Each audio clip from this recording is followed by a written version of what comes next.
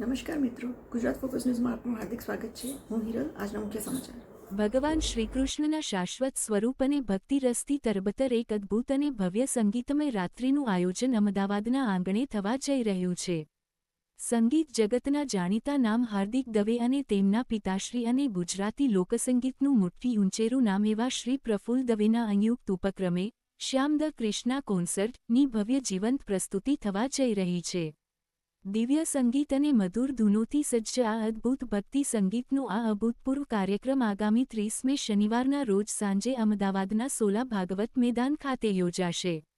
આ કોન્સર્ટની મુખ્ય વિશેષતા એ છે કે તેમાં પરંપરાગત ભક્તિ સંગીત અને આધુનિક પશ્ચિમી સંગીતનો સમન્વય કરીને એક શાનદાર ઇન્ડો વેસ્ટર્ન સિમ્ફની રજૂ કરવામાં આવશે, જેમાં 40થી વધુ લાઇવ કલાકારો એકસાથે મંચ પર પોતાની કલાના સૂર રેલાવશે. મારું નામ હાર્દિક દવે. મારા પિતાશ્રી પ્રફુલભાઈ દવે જે લોકસંગીતમાં લોકગાયક તરીકે એમણે છેલ્લા 6 દાયકાથી એક પ્રદાન આપ્યું છે.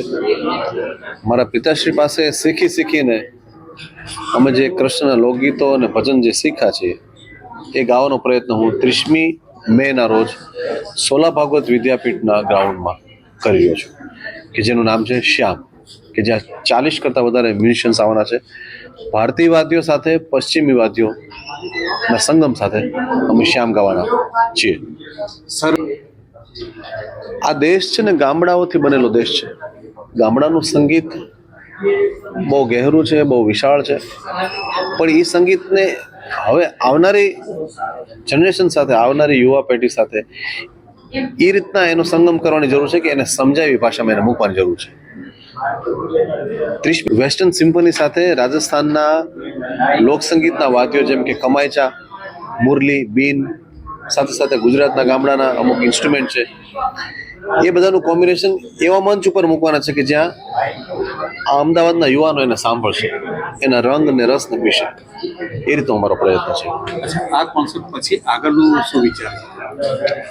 આ કોન્સેપ્ટ પછી યાત્રાની એક શરૂઆત કરવી છે કે જ્યાં કોન્સર્ટ જેવડા આકારમાં ભારતીય બેઠકને જો મૂકી શકે, ભારતીય સંગીતને મૂકી શકે, એના માટે શું પ્રયત્ન કરવો જોઈએ એના ઉપર અમે અલગ અલગ યુવાનોને જોડતા અલગ અલગ ગેટ ટુગેધર કરતા સંશોધન કરતા અમે આગળ વધી રહ્યા છીએ.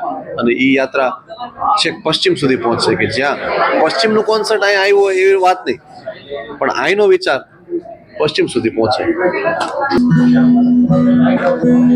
કાનજી કુડા તમે રોદિયાના રોડા, મોહન મોરલી વાળા રે, એકમાં મારા નંદજી ના લાલ, મોરલી કારે